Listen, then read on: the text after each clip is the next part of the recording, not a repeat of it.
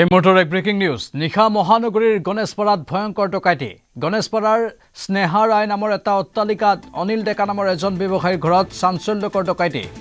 চিনেমাৰ কায়দাৰে 40 মিনিটৰ ভিতৰত চলালে লুটপাট অনিল ডেকাৰ পত্নী আৰু গাড়ী চালকক পিস্তল আৰু ডেগাৰেৰে আক্ৰমণ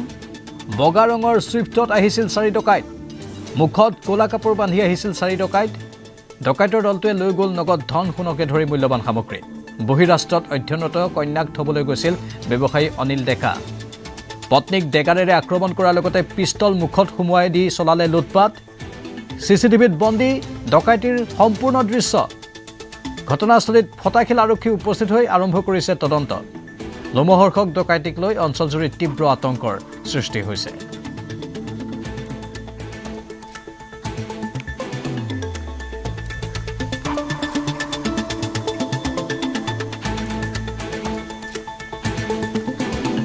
গুৱাহাটীৰ গণেশপাৰাৰ খবৰ আমি আপোনালোকক জনাইছো নিশা মহানগৰীৰ গণেশপাৰাত অতি ভয়ংকৰ ডকাইতি কাৰ্য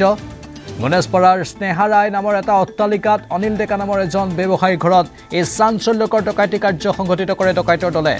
চিনেমাৰ কায়দাৰে 40 মিনিটৰ ভিতৰতে চলালে লুটপাট অনিল ডেকাৰ পত্নী আৰু গাড়ী চালকক পিস্তল আৰু ডেগাৰেৰে আক্ৰমণ কৰিলে বগা ৰঙৰ সুইফটত আহিছিল 4 ডকাইত মুখত কোলা কাপোৰ বান্ধি আহিছিল সেই 4 ডকাইত ডকাইতৰ দলটোৱে লৈ গ'ল নগদ ধন সোণকে ধৰি মূল্যৱান সামগ্ৰী উল্লেখযোগ্য যে বহিৰাষ্ট্ৰত অধ্যয়নৰত কন্যাক থবলৈ গৈছিল ব্যৱসায়ী অনিল ডেকা আৰু অনিল ডেকা নথকাৰ অৱস্থাত এই ভয়ংকৰ ঘটনাটো সংঘটিত হৈছে পত্নীক ডেগাৰেৰে আক্ৰমণ কৰাৰ লগতে পিস্তল মুখত সুমুৱাই দি লুটপাট চলালে ডকাইতৰ দলটোৱে অৱশ্যে সিসিটিভিত ডকাইতিৰ সম্পূৰ্ণ দৃশ্য বন্দী হৈছে ফটাখিল আৰক্ষী ঘটনাস্থলীত উপস্থিত হৈ তদন্ত আৰম্ভ কৰিছে অঞ্চলজুৰি এতিয়া আতংকৰ সৃষ্টি হৈছে এই ঘটনাক কেন্দ্ৰ কৰি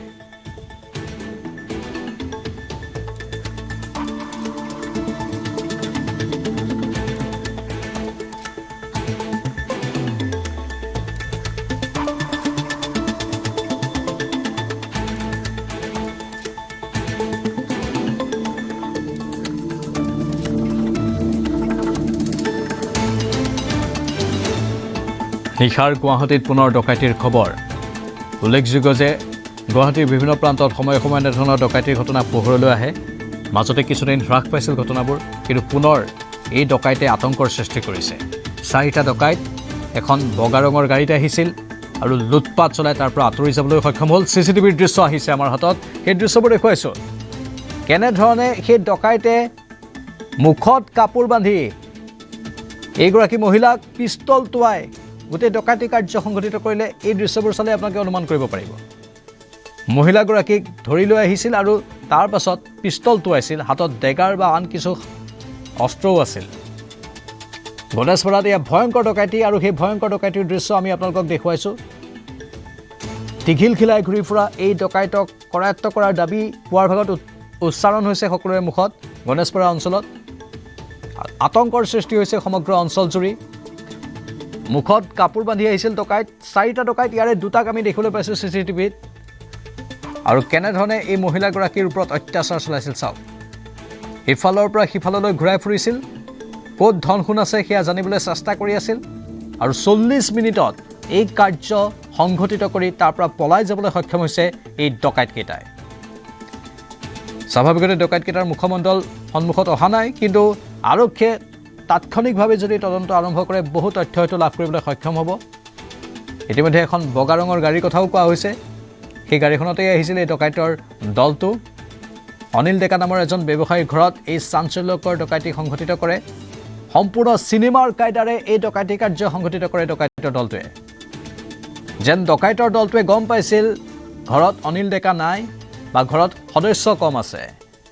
আৰু পূৰ্ব পৰিকল্পনা অনুসৰিয়ে যেন ডকাইতৰ দলটোৱে ঘৰটোত প্ৰৱেশ কৰিছিল আমাৰ সতীৰ্থ উৎপল হালৈ লাইভত আছে উৎপল আৰক্ষীয়ে তদন্ত আৰম্ভ কৰিছে প্ৰাথমিকভাৱে কি পাইছে